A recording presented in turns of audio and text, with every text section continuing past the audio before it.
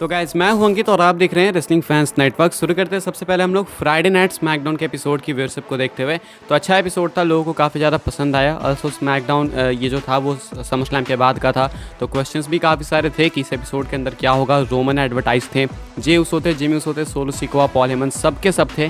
पूरी blood line थी and segment भी उतना ही ज़्यादा कमाल का और इंपॉर्टेंट था जो कि फ्यूचर के लिए काफ़ी सारे क्वेश्चंस खड़े करता है। अब ऐसे में एपिसोड की व्यूअरशिप क्या है, ये भी एक बहुत मैसिव क्वेश्चन है, क्योंकि ऐसे एपिसोड्स में व्यूअरशिप काफ़ी ऊपर जाती है। तो क्या वो सेम चीज़ हुई है? तो इसका आंसर है बिल्कुल हाँ। इस वीक भी जो व्यूअरशिप है वो ऊपर गई है। इससे पहले मैं आपको व्यूअरशिप बताऊं, उससे पहले वाले एपिसोड की व्यूअरशिप बताता हूं। 2.15 मिलियंस कुछ इससे पहले वाले शायद गो होम शो की व्यूअरशिप थी। इस वीक की व्यूअरशिप बहुत बढ़ गई है, 2.65 मिलियन से, अगर मैं गलत नहीं हूँ तो। हाँ, 2.65 मिलियंस नंबर्स इस वीक के स्मैकडाउन के लिए रहे हैं। ये बहुत मैसिव है, मतलब थोड़े बहुत और बढ़ जाएं या फिर स्टोरी में कुछ और हो जाए तो ये शायद 3 मिलियन तक टच कर सकते हैं। मतलब वो जिस तरीके से बढ़ जाते हैं नंबर्स, वो देख के लगता है कि 3 मिलियन भी ऐसा नहीं है कि इम्पॉसिबल है, वो भी पॉसिबल है। करेंटली 2.65 मिलियंस ये है स्मैकडाउन की ओवरनाइट व्यूअरशिप। आगे बढ़ते हैं, बात करते हैं हम लोग अगली स्टोरी के बारे में, जो कि है BW की तरफ से अपडेट निकल के सामने आई है, यानी बूजर रेस्टिन की तरफ से। ये भी ब्लड लाइन को ही लेके मैसिव अपडेट्स तो सारे भी फिलहाल ब्लड लाइन को लेकर ही हैं। तो बता दूं आपको कि ब्लड लाइन जो है ना, ये स्टोरी कुछ टाइम तक शायद एब्सेंट रह सकती है। मतलब इस स्टोरी पे थोड़ा सा पॉज लग सकता है।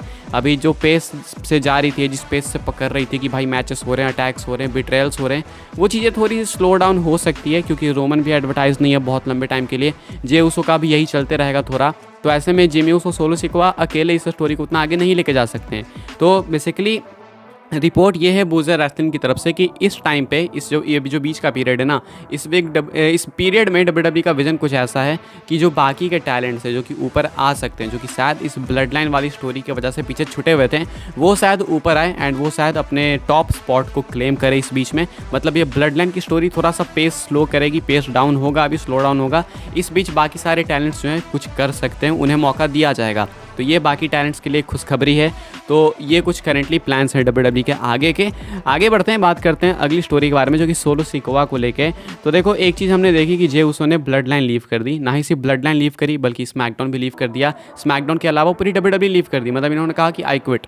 अब ऐसे में जो है, इसके ऊपर सोलो सिकोआ का रिएक्शन निकल के सामने आया है। ज़्यादा कुछ सोलो सिकोआ वैसे बोलते नहीं है, लेकिन इस चीज़ के ऊपर बोला इन्होंने, प्रॉपर ट्वीट किया है। देख सकते हो कि आप लोग ट्वीट, ये रहा स्क्रीनशॉट, एंड यहाँ पे कहते हैं सोलो सिकोआ वी डोंट नीड यू, यानी कि इन्होंने भी अपनी साइड से रिजेक्ट कर दिया है। अब ये क्या एक ईगोइस्टिक रिप्लाई है, रिएक्शन है, वो भी देखो वक्त बताएगा कि किस टोन में ये रिप्लाई आया है सोलो सिकोआ का। लेकिन फिलहाल सोलो सिकोआ यही कह रहे हैं, वी डोंट नीड यू। मतलब जाओ यार, क्या फ़र्क पड़ता है, तुम कंपनी से जाओ, WWE से जाओ, स्मैकडाउन से जाओ, ब्लड लाइन से जाओ, निकलो, हटो, भगो, ऐसा कुछ है सोलो सिकोआ का रिएक्शन।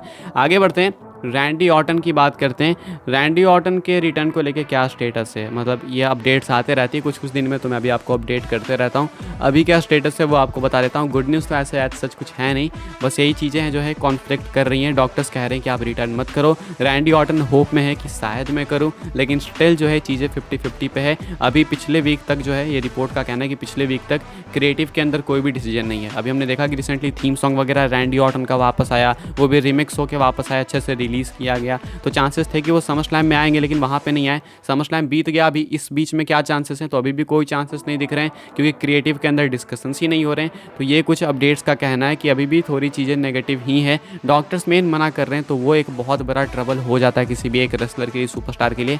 ऊपर से जो उनकी फ्यूजन सर्जरी थी पीछे, बैक फ्यूजन की, तो वो एक ऐसा स्पॉट है किसी भी रेसलर के लिए जो कि हमेशा इम्पैक्ट में रहेगा। कोई सा भी मूव लगा वहाँ पे इम्पैक्ट आएगा ही, तो डेंजर तो हमेशा बना रहेगा। तो वो सारी चीज़ें अगर कंसिडर करो तो दिक्कतें आ रही हैं। आगे बढ़ते हैं, आखिरी स्टोरी कवर कर लेते हैं, जो कि एक मैसिव मैच को लेके, जो कि फ्यूचर में हो सकता है। यह एक फेटल 4-वे match between Roman Reigns, Jey Uso, Jimmy Uso and Solo Sikoa.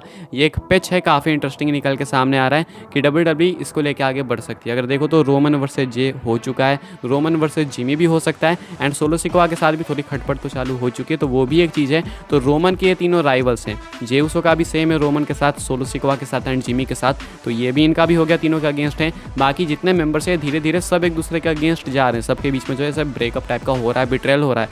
तो इस लॉजिक के हिसाब से एक बहुत बड़ा मैसिव फेटल 4-वे मैच WWE सेटअप कर सकती है between Roman Reigns, Jey Uso, Jimmy Uso and Solo Sikoa. And अगर ये होता है तो बहुत मैसिव ड्रॉ होगा ऑब्वियसली।